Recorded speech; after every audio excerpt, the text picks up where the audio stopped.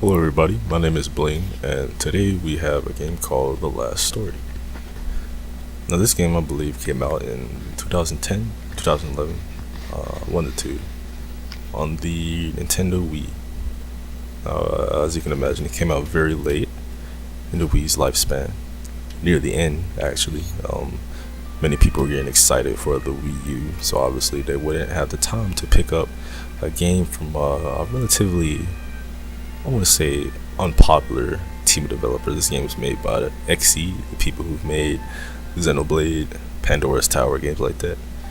But it certainly wasn't a high maintenance game in the first place. For these two videos, I'll be pretty much doing exactly what I did in the Xenoblade videos, Tokyo Mirage Session videos, just kind of showing off a bit of gameplay and showing off what the game's all about in terms of mechanics and stuff like that. Like I said earlier, this is a very fantastic game, very beautiful game. Didn't get the rep that it deserved, didn't get the love that it deserved. Hoping that it gets some sort of re-release or a sequel in the future, but I don't have my hopes high for that. Well, actually I do, but I wouldn't be surprised if they got crushed. This is gonna retell this game has wonderful music, very, very beautiful music.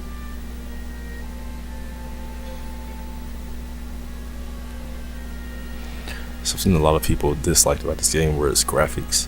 Well, I will say they certainly weren't the best. They were by no means bad. I think the way they were implemented into the game, they ended up looking very nice overall.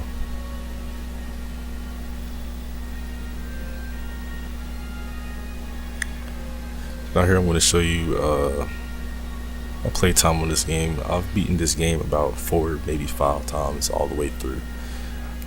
The only games I've beaten that much in comparison are The Legend of Zelda Twilight Princess and maybe The Legend of Zelda Skyward Sword. That should definitely tell you how much I like this game, despite the fact that I haven't played this game in quite some time, about a year almost since I played this game. So yeah, you'll see in the gameplay that I'm definitely very rusty at the game. Don't really know exactly what I'm doing. Can't remember too well.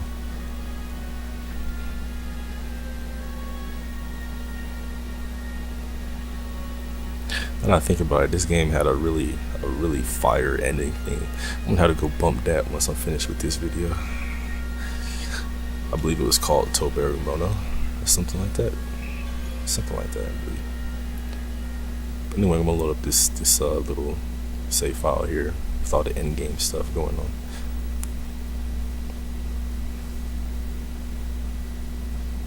So one thing that a lot of people dislike about this game is the frame rate, and I will not lie to you guys, the frame rate in this game can be very, very bad. It's, I guess they just couldn't help it. It can have a very terrible frame rate sometimes, but that's one of the few complaints that I have about it. So here we are. This is basically the hub of the game. It's called Lazulus City, and here we have the main character Zabel, and behind him is the main love interest. Her name is Callista. So a long story short about this game's story, it's basically a love story between these two, with a whole bunch of other stuff going on, but I'm not gonna get into that. Instead, I'm gonna go in here and get into the menu and kind of show off what's kind of going on here. So here we have the sort of character screens that show off their stats, what the weapons they're carrying, and their armor. I'm not really gonna get into armor because it's not that important. So the weapon I have on now is a very niche weapon that I'm using. The only reason for one real purpose. I'm gonna be switching to a better weapon later on. Zell is the only character who can have a crossbow. I personally use the sniper crossbow for the extra headshot damage. It can be very nice sometimes.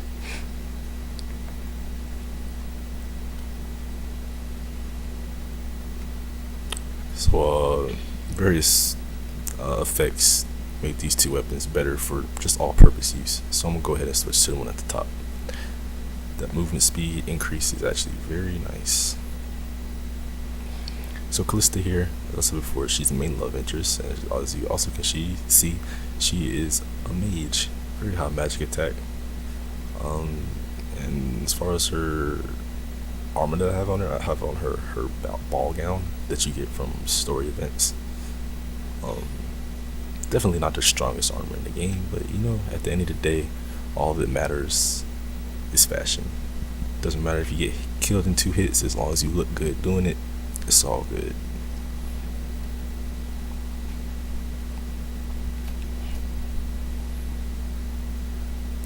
So here's Seren. She, in terms of character, she is the vulgar, I believe you could say, comic relief sort of character. She uses 2 swords instead of one. They balance that out by splitting the damage between her swords, so she's not like broken or anything. I have 2 different elemental swords on her, so she can take care of different enemies. As you could imagine, since this is a RPG, different enemies have different weaknesses, so that's why I have these 2 different weapons on her, so she can strike them depending on their weaknesses. Also, as you may notice, she doesn't have her character model there. Instead, she has a sort of face portrait. That means that she is not in the area that Zale is in right now, which is a very nice little detail. I like it a lot.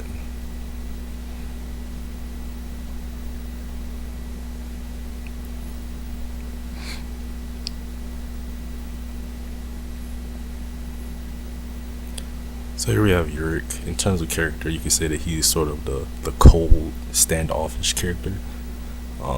Tries not to show a lot of emotion around other people, but as you play the game, you'll find out that he definitely wants some love, and he'll warm up eventually.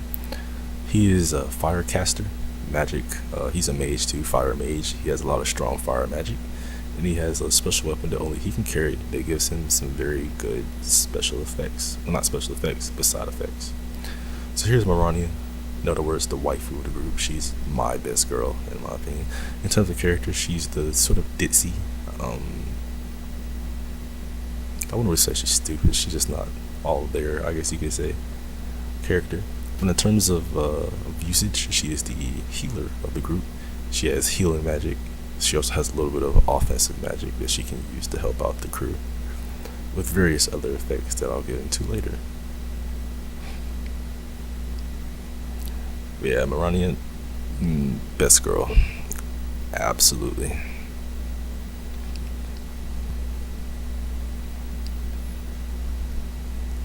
So here's Lowell. Lowell, in terms of character, he's actually another comic relief character. He goes hand in hand with Seren. They have a lot of scenes together with them, sort of lifting the mood, I guess you could say. In terms of usage, he is the ice magic caster of the group, and he also has the property where he can switch his defense and attack. Well, not really switch, but sort of add on to his attack. So he could put on a sword instead of a dagger. Daggers are for magic users and swords are for physical users, and he can do a lot more damage with his sword when you use that ability. I personally have not messed with it, so I don't know if it's that good, but who knows, it might be pretty good. But personally, I just run him as a magic user.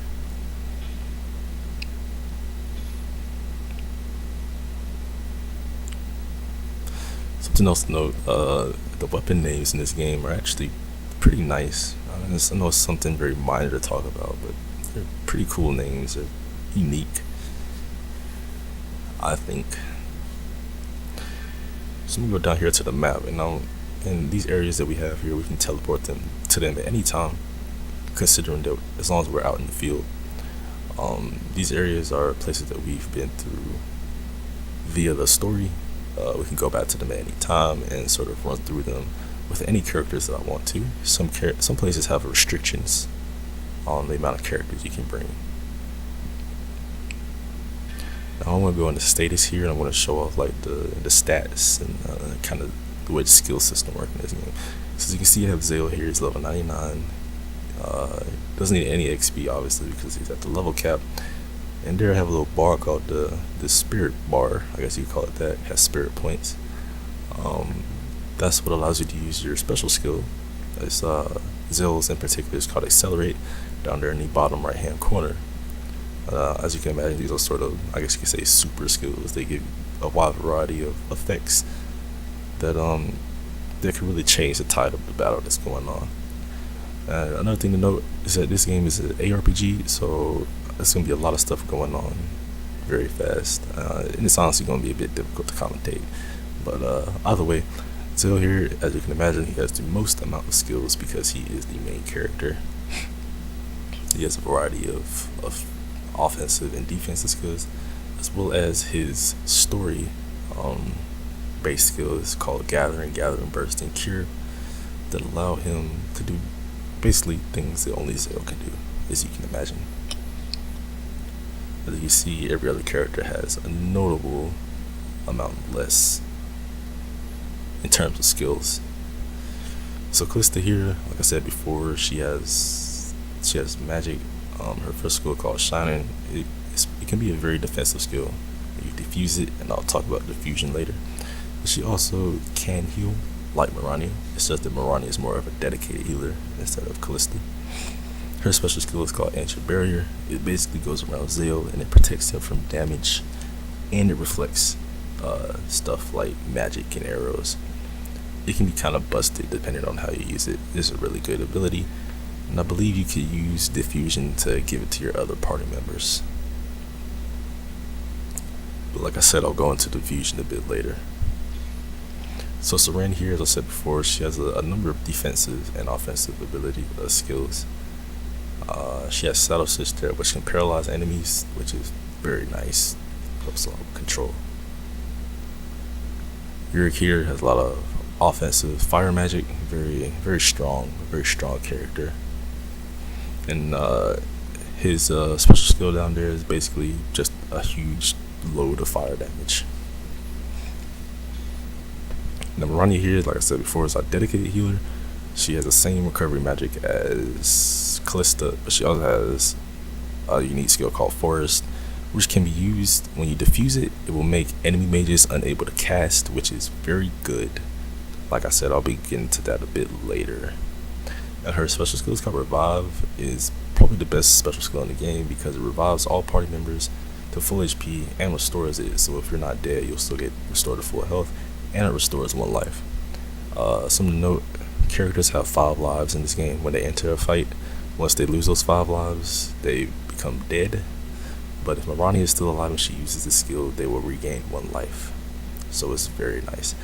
And it's not hard to get her spirit bar up at all, so you can really bring up the lives with that. Lowell here, like I said before, he's an ice magic user.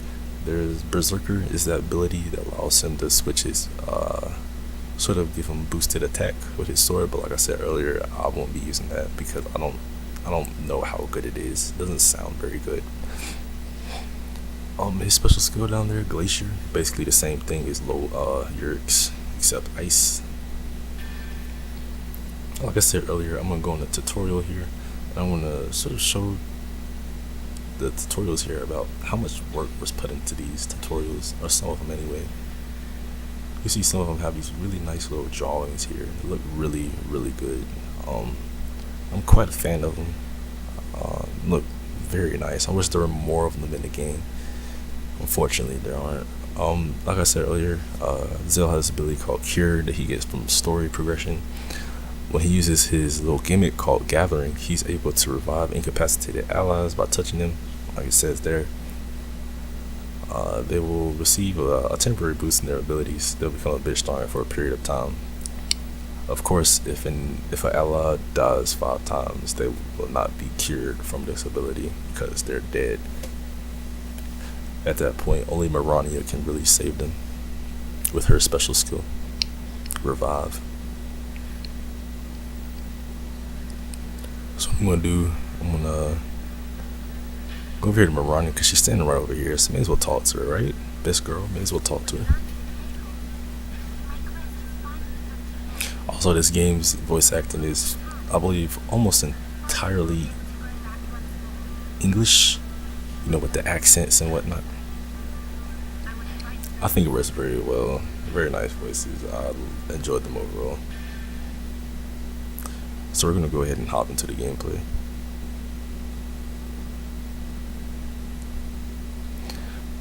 I was debating on where I wanted to go to show off the gameplay, because there's a number of places we can go. The Argonin Temple is locked to 2 people, one of them being Zale, so you only can bring one person with you because in terms of story, you only go there with Callista, and it's supposed to be just you and her. Now here in New Game Plus, that can be actually a very difficult place to go. We'll go to Wrath of the Catacombs, but that place is pretty notorious for how bad the frame rate can get there, so I'm trying to avoid that. As a matter of fact, I tried recording this video one time before at the Wrath of the Catacombs, and it just was terrible. Frame rate was absolutely terrible. So like I said earlier, only Callista and Zale are supposed to go here during the story, so you can only bring one person with you. Of course, you could like after this, you can bring anybody with you, any one person with you, but that can make the place very difficult.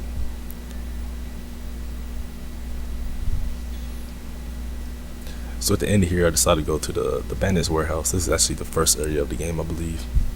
I think, I'm not too sure. Okay, it might not be the first area. I believe it's one of the first areas. I can only bring 3 people with me this time instead of 4 like some of the other places. But I believe that's enough to show off kind of how the game works. So I want to bring Seren with me because I don't want to be the only person on foot. Kind of with up in the face of the enemy. So I bring Seren with me. I also bring Callista because like that's